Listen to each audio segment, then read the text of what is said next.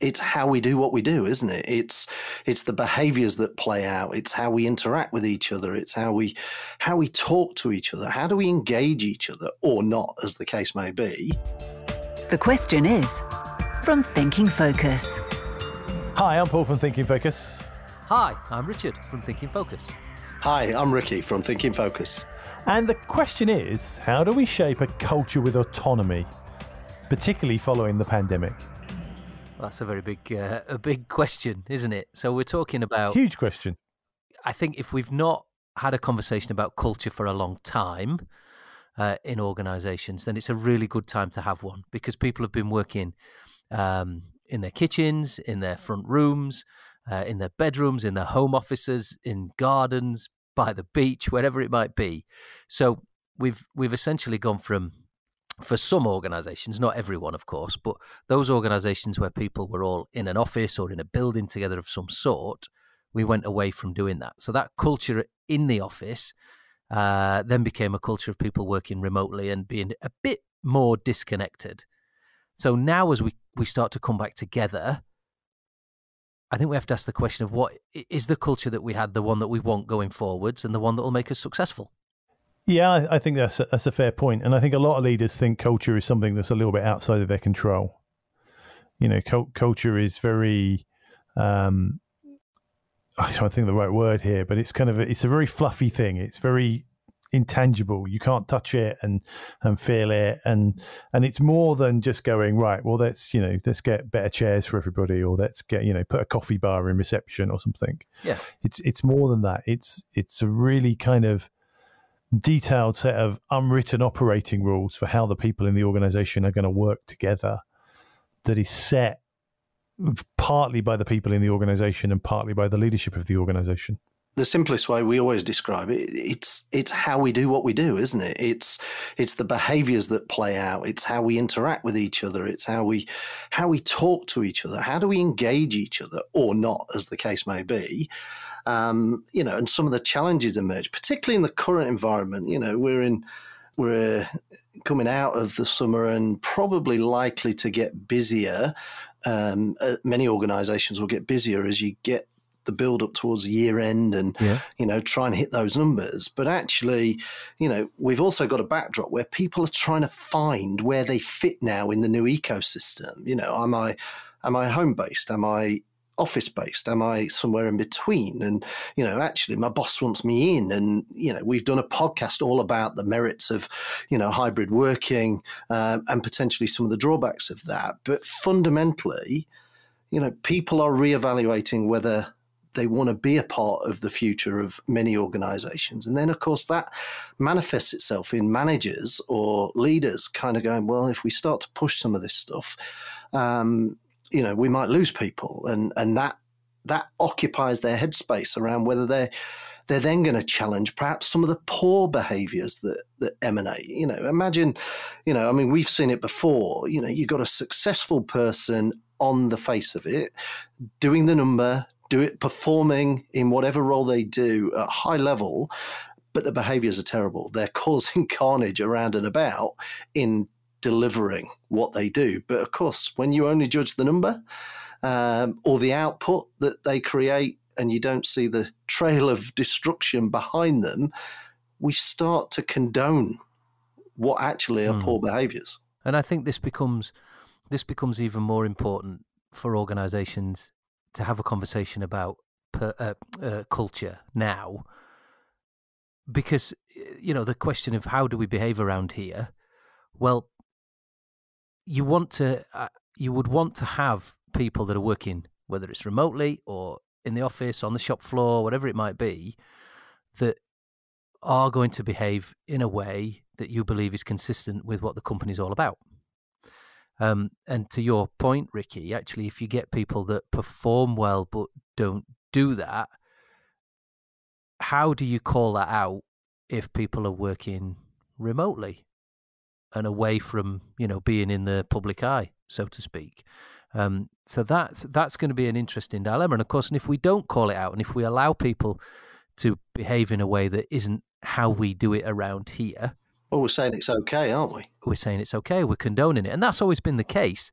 And I think that's always been a difficult judgment for managers, hasn't it? Do I call them out or do I leave them because they're performing really well?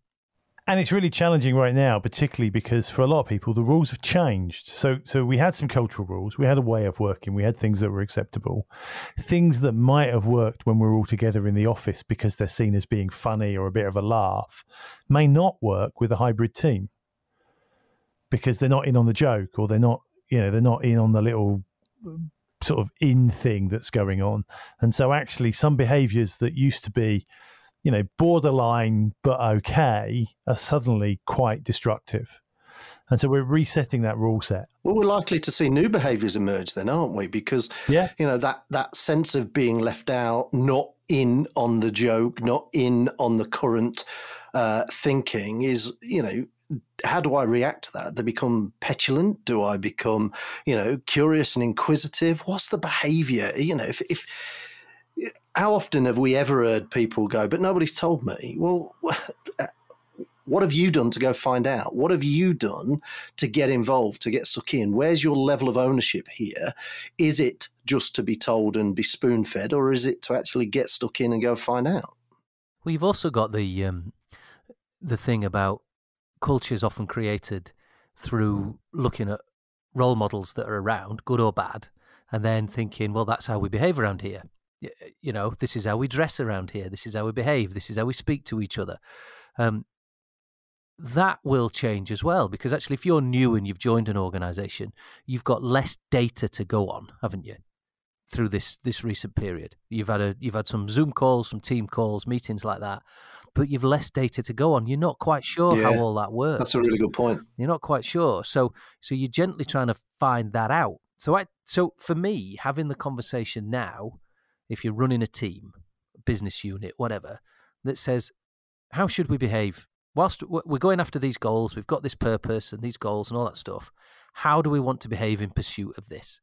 What's in and what's out in terms of behaviours is a really good conversation to have, because I think we're resetting things in a new period now where, and I think generally in lots of the conversations that you see, not just in business, but outside of business as well, whether it's even parental stuff, this stuff is really important. Behaviour is important. It's what makes you, and it's what speaks volumes about you as a person, as a team, and as an organisation. It's not just what you do; it's how you do it that's important. But I think the real challenge is when we let behaviours slip, when we let behaviours slide, we don't challenge or confront them. Actually, we're saying to everybody, the bar is now here, lower than perhaps we perceived or expected or hoped it would be. We've actually we've dropped the standard because we're not calling people to account, because we're not challenging in a helpful, constructive kind of way. We redefine the standard by letting people get away with it. I totally agree. Cultures are the lowest common denominator behaviours. So if we allow people to go to that lowest common denominator behaviour, then they're going to send out a message that that's okay for everybody. The other side to that is there's always people who have more impact, and one of those is the leader or the manager.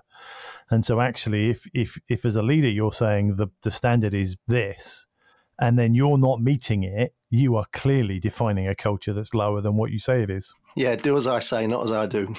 Yeah. But where do we draw the line where, going back to the sort of original thing we were talking about, where one person's behaviour isn't great, but everyone else is, pretty okay, pretty fine. It's the sort of culture we want.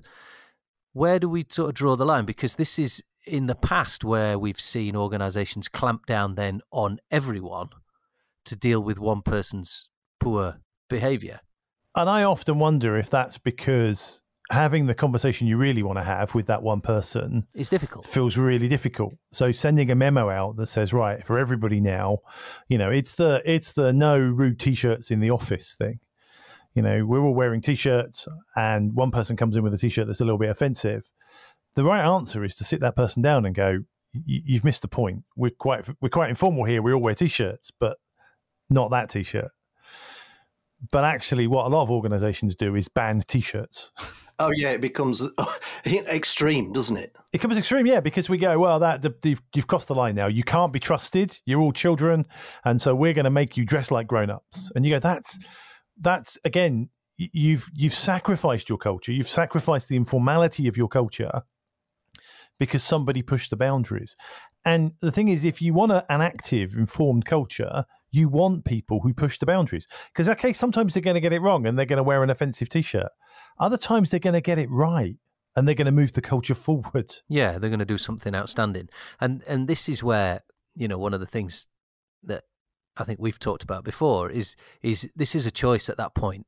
Do you dumb down to the lowest common denominator level, or do you try and pull everybody up to where you want it to be? And I think history in organizations, if you go back 100, 150 years, has been that we dumb down, that we bring in policies like, you've just described. Here's what you can wear, here's what you can't wear, rather than having that conversation.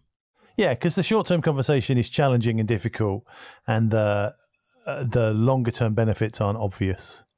And so you can see why anybody gets into, what do I want to do today? Do I want to write a quick memo, sort this problem out once for all, say I've dealt with it, or do I need to go and have a word with somebody that's going to be a little bit of embarrassing conversation for them and probably for me?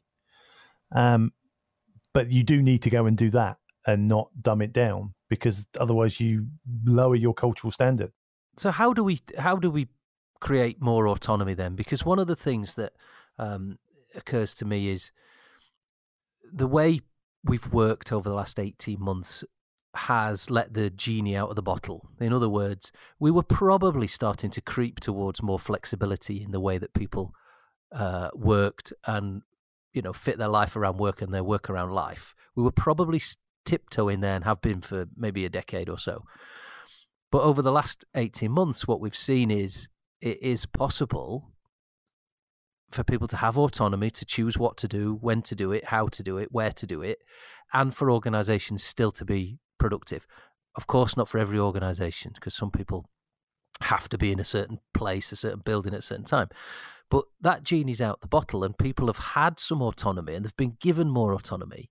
So how do we, what are we going to see? Are we going to see organizations taking that back? Are we going to see some trying to go with the flow, somewhere in between? How do we, because people want autonomy, don't they? I think they do. Well, people crave autonomy, and we know from motivation theory that autonomy is very important to people. It's a very motivating factor. But I think the thing that I find that people miss when we talk about it with organizations is you go, well, okay, you can have more autonomy. That's never really been up for grabs. But please understand that means you have more accountability. Yeah, giving up your autonomy is actually giving up your accountability. If you, my boss, tell me what to do and it's the wrong thing, okay, I don't get to decide what I do. It's also not my fault if it's the wrong thing. You told me to do it. I'm just doing it. So I've given up my autonomy, but I didn't have any accountability. If I want to take autonomy, I have to accept the accountability as well. Do you think the accountability word scares some people then? I think it does, yeah, because if I'm a manager and I'm giving up accountability to you, how much control do I now have over that? So the thing that bridges autonomy and accountability for me is trust. If I'm going to give you more autonomy and therefore more accountability, I need to trust that you're going to be accountable. I need to trust that you can do it and that you're going to deliver against it. And if I don't trust that you can do it and deliver against it, that's going to be very difficult then to give you the autonomy you want, because I'm going to be sitting there going, well, you're not going to deliver, and then I'm in trouble. I think, Paul, that's a really, really good point, because if Richard, you asked earlier around what are organizations going to do, and I think it all comes back to their levels of trust in their people. So people or organizations who have less trust are more likely to want them in plain sight so they can monitor, control. Those that are a bit more perhaps progressive and trusting are more likely to go, we're gonna feel our way through this. But I think all of that has to come back to, we have to socialize the culture conversation. We have to talk about, what this means. We have to talk about, what examples we have where we've stepped out of this and where we're doing it well, and help our teams almost be a part of that. Because if they're part of it, they're going to own it. Whereas if you impose anything, we all know if you impose anything, they're going to have people that rail against it. Well, you'll play to the rules. So I think it's a really interesting way of looking at it. If you simply stand back and say, what happens when we trust our people? And then if you also say, okay, what happens when we don't trust our people? Well, I think you don't even need to answer it, do you? You're going to get two entirely different cultures that are going to have two entirely different management teams at either end of them, leadership teams, and are going to have an entirely different set of results.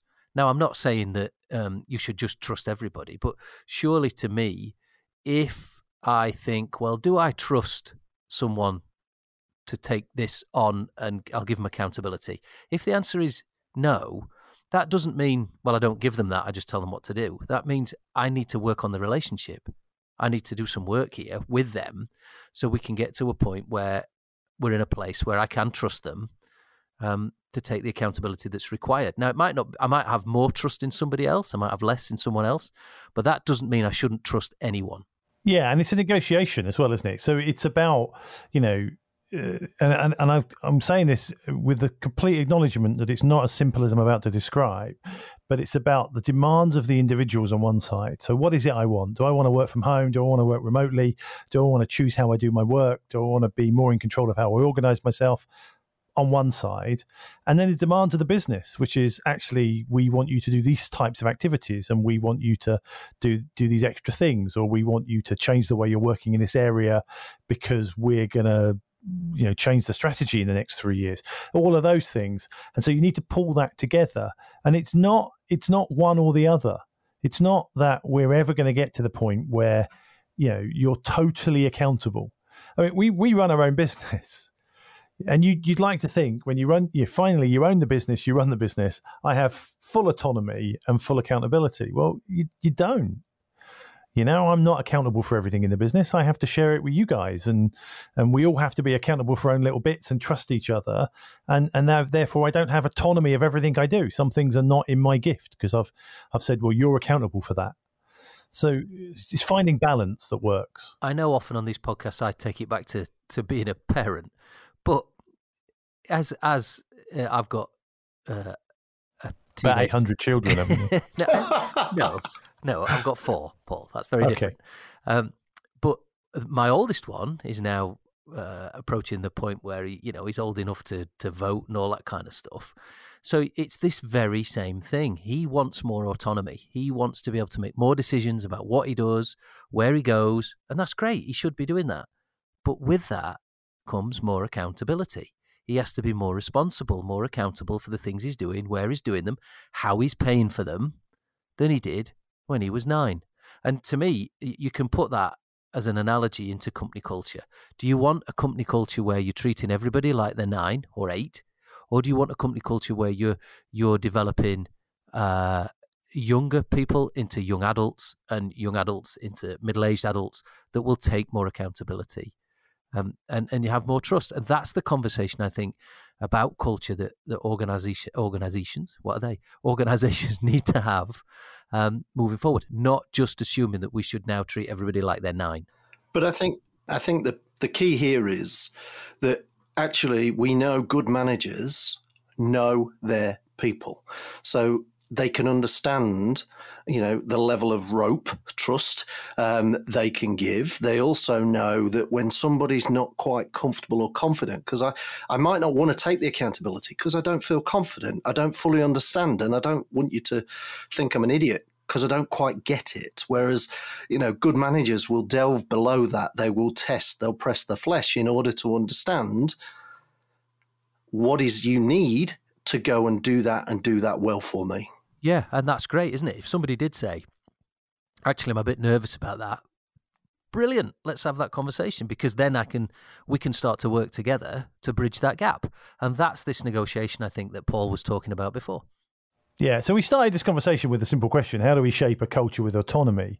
And it sounds to me like the answer we're saying is it's not just about autonomy. You have to have a conversation about three things. How much autonomy do you want? What's the level of trust that's in place, and how do we get that to the right place?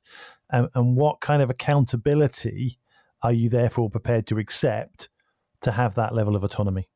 Exactly. To find out how Thinking Focus can unlock the potential within your organisation, go to www.thinkingfocus.com, where you'll discover more about the work we do, helping our clients increase productivity and enable change.